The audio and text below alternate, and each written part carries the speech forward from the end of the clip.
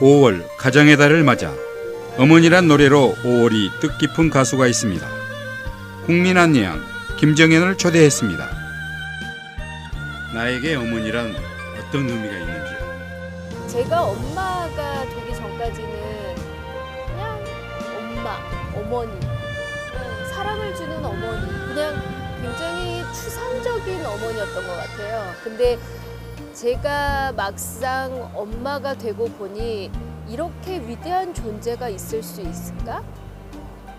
이렇게 무한한 사랑을 주는 사랑의 존재하는구나. 어떻게 이럴 수 있지? 이렇게 사랑의 색깔이 다른가? 그런 생각을 하게 됐죠.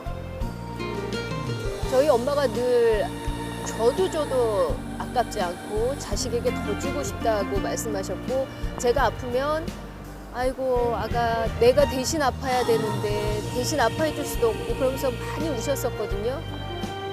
근데 이제 제가 엄마가 되보고 나니 그 마음이 뭔지를 알겠더라고요. 아, 이런 게 엄마였구나. 이런 사랑이 엄마의 사랑이었구나. 정말 뭐라고 표현할 수 없는 어머니의 사랑. 그러니까 5월이 되면 아, 진짜 엄마, 효, 부모 이게 뭔지 저에게 다가오게 된 거죠. 비로소 제가 엄마가 되고 나니까. 그래서 그러니까 아이가 클수록 이제는 5월이 좀 다른 의미로 다가오는 것 같아요. 그냥 예전에 5월은 그냥 쉬는 날 많고 그냥 아무런 느낌 없고 그냥 초록이 우거진 5월, 저에게는 자연이 주는 5월이 컸었는데 제가 한 아이의 엄마가 되고 나니 이제 5월은 어린이날, 그리고 부모님을 챙겨야 되는 어버이날, 그리고 가장 중요한 나 자신을 위한 날, 가족이라는 개념이 생긴 아주 진짜 진정한 우리가 얘기하는 가정의 달 5월이 된 것 같아요. 엄마가 되고 나서. 더욱이 뜻깊은 거는 이제 내 노래가 생겼다는 거. 내 노래에 어머니가 주는 의미가 있다면 무언가요? 어머니 이 노래를 만약에 제가 엄마가 되지 못했으면 이 곡을 받았다 하더라도 저는 부를 수 없는 노래였어요. 왜냐하면 가사 금이야 오기야 좋은 거라면 전부 다 찾아서 주시던 어머니 그 마음을 이젠 알 것 같아요 라는 그 가사에 공감할 수가 없는 거거든요. 근데 이제 제가 엄마가 돼 보니 모든 가사 한 구절 한 구절이 저에게 절절하게 다가오는 거예요. 힘들 때 어머니 부르는 거, 나도 이제 한 아이의 엄마가 됐다는 거. 그러니까 대중가요는 내 이야기를 노래로 풀어내는 거라고 얘기를 하거든요. 근데 만약에 제가 한 아이의 엄마가 되지 않고 이 어머니라는 곡을 받았을 때는 전혀 해석할 수 있는 능력이 없었던 거죠. 근데 제가 이제 아이의 엄마가 되고 나니 이 노래는 제 노래인 것이고, 그리고 제 스토리를 가지고 곡을 쓰는 것이기도 했지만, 그러니까 노래라는 건 그런 것 같아요. 내 이야기를 풀어내는 게 가장 공감대를 형성하고 가장 설득력 있는 노래가 된다는 것, 그런 면에서 볼 때 어머니는 제 이야기이기 때문에 제가 더 많은 애정을 갖게 되는 것 같아요. 그 노래 가사말 중에 가장 이렇게 의미심장하게 들리는 말이 있다면? 나도 이제 엄마라고 불린답니다. 엄마라고 불리우는 게 쉬운 것 같지만 요즘 세상에 정말 어려운 것 같아요. 이제 뭐 아이를 낳고 싶어도 주변에서 아이 못 낳는 분들도 많이 계시고, 그리고 엄마도 그냥 엄마는 될 수 있어요. 그러나 좋은 엄마 되기가 너무너무 어렵더라고요. 아주 많은 노력을 해야 되고, 아이하고 같이 호흡을 해야 되고, 아이의 마음을 읽어야 되고, 그리고 무엇보다도 무한한 사랑을 줘야 되고. 그러니까 제 노래 중에 나도 이제 엄마라고 불린답니다. 요 대목이 어떤 엄마가 돼야 될까? 나는 과연 이런 고민도 많이 하고, 그리고 엄마이기 때문에 가슴 절절한 깊은 제 마음속에 또 울림이 있는 거고, 그 울림은 바로 사랑.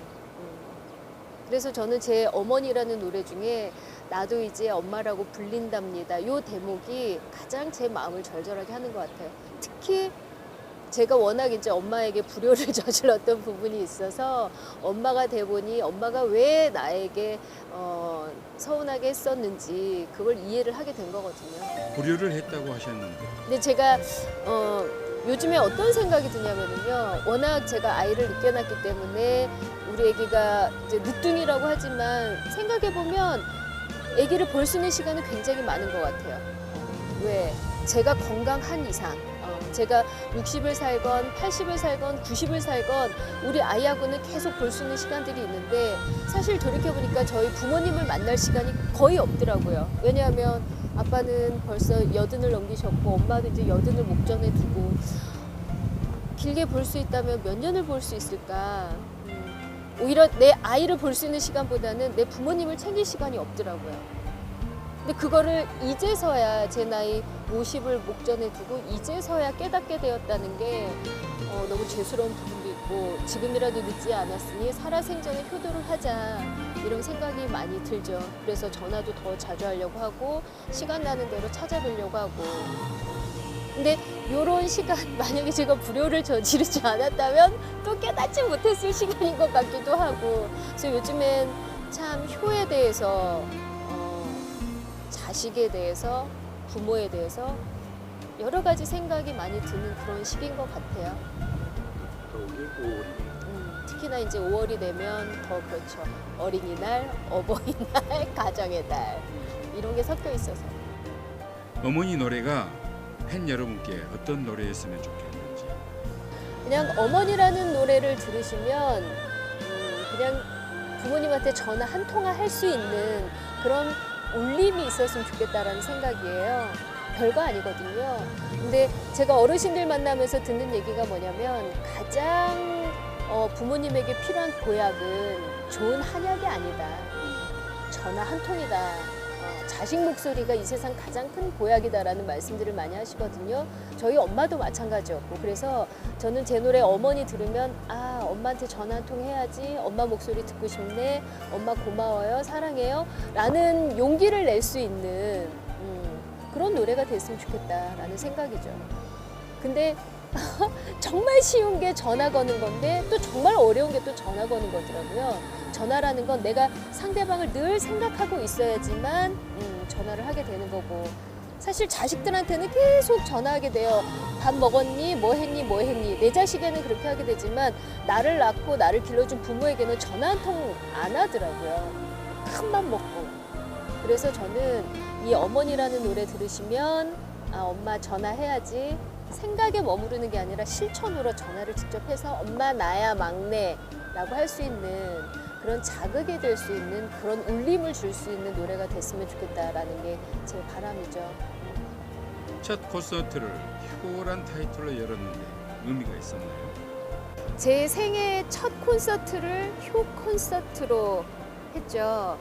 근데 그날 정말 많은 분들이 와주셨고 무대에서 첫 콘서트를 하면서 느낀 건 뭐냐면 아 이분들이 왜 이 자리까지 어렵게 오셨을까 그거는 효 사랑이라는 요 한 가지로 묶였기 때문에 오신 게 아닌가 싶었거든요. 김정현이라는 가수에 대한 애정도 있었을 것이고 사실 제가 전국 방방곡곡 시골버스 타고 다니면서 만난 어르신들 공통점이 있어요. 그건 바로 자식에 대한 사랑. 농사를 짓는 것도 내 자식 주려고. 그리고 뭐 이렇게 엄청난 시장을 봐가는 것도 내 새끼가 오늘 집에 오니까 아니면 내가 내 새끼 보러 서울 올라가야 되니까 전부 다 모든 어르신들 마음속에는 자식들이 항상 있었었거든요. 그래서 그걸 보면서 저도 아 부모님이란 이런 건가 생각을 했었고 자 그러면 제가 했던 건 뭐냐면 그 어르신들의 얘기를 들어드린 것밖에 없었거든요. 근데 들어드린 그 것들이 굉장히 컸나 봐요. 저를 만나보면 고맙다, 사랑한다, 내 자식보다 더 반갑다라고 표현을 하실 정도로. 근데 이런 어르신들에게 제가 해드릴 수 있는 게 뭘까? 그래서 보답할 수 있는 방법은 제가 가수이고 노래를 해드릴 수 있는 거고. 그래서 제 생애 첫 콘서트를 효라는 주제로 삼았고 또 저하고 함께 했던 어르신들을 직접 모셔서 관객으로 모시고 함께 어울릴 수 있었던 건 제 생애에 정말 가장 큰 의미를 남긴 콘서트, 그것도 생애 첫 콘서트였기 때문에 정말 잘한 일이구나 라는 생각을 하게 되죠. 지금도 어르신들 웃는 얼굴 표정들 다 생각이 나고, 아, 이런 거구나. 콘서트가, 쇼가 이런 거구나. 이렇게 생각을 하게 된 거죠. 자서전을 썼는데 어떤 내용인가요? 띠띠빵빵 김정현의 인생버스. 제 생애 첫 자서전이죠. 뭐 자서전은 한 번 쓰는 거지 뭐 두 번 쓸 필요는 없는 거니까. 근데 49이라는 나이에 자서전? 이게 뭐야? 뭔데? 이렇게 생각할 수 있죠. 저도 처음에 그랬었으니까. 근데 자서전이라는 거는 저에게 참 많은 의미가 있는 것 같아요. 요즘에 100세 인생으로 삼았을 때 49이라는 나이, 내가 반백년을 어떻게 살아왔나 정리하는 자서전이라는 건 이래서 정말 좋구나라는 생각을 하게 됐죠. 그래서 여기에는 제가 학창 시절부터 어린 시절, 그리고 이제 아이를 낳고 또 부모님과의 관계, 그리고 가장 중요한 제가 시골버스에서 만났던 어르신들의 삶의 얘기, 이런 걸 총 집합해서 써놓고 나니까 나 이렇게 열심히 살았구나 이런 생각이 드는 거예요. 자, 그러면 반백년 열심히 살았는데 남아있는 반백년은 어떻게 살지? 또 남은 인생에 대한 새로운 설계를 할 수 있게 되고, 그래서 저는 누구나 기회가 된다면 내가 어떻게 살았는지 정리하는 의미에서라도 자서전을 한번 써보는 거는 정말 중요한 일인 것 같다. 한번 도전해볼 만하다라는 생각이 들었어요.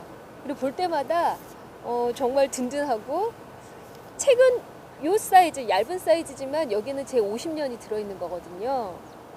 정말 열심히 살았구나 김정현, 멋져. 남은 50년도 파이팅 하는 거야? 라고 저 스스로를 또 다독여주는, 자서전은 뭐 내 삶을 잘난 척? 이게 아니고 그냥 정리한다는 의미에서 정말 좋은 것 같아요. 쓰실 수 있다면 자서전 한번 도전해보세요. 가수로서 이제 어느 정도 그동안 활동해온 게 연차도 이제 꽤나 열심히 기부가 됐는데 앞으로 계획이 있으시다면? 저는 올해 또 다른 도전을 하고 있어요. 뭐냐면 토크 콘서트. 강의하면서 노래하면서 또 이야기하는. 왜냐하면 강의를 하는 게 참 재밌더라고요. 서로의 마음을 읽어주고 내 생각을 얘기하고 공감하고, 거기에 또 노래까지 해서 공감이 이제 더 배가가 되는. 그래서 부족한 실력이긴 하지만 그래도 그동안 우리가 살면서 느꼈던 것들 같이 얘기하고 노래하는, 진짜 힐링 토크 콘서트 하고 있거든요. 반응은 좋습니다. 그래서 저는 49이라는 나이지만 새롭게 또 일을 시작할 수 있어서 그게 저에게는 가장 큰 또 힘이 아닌가 하는 생각이 들죠. 무언가를 또 도전할 수 있다는 거.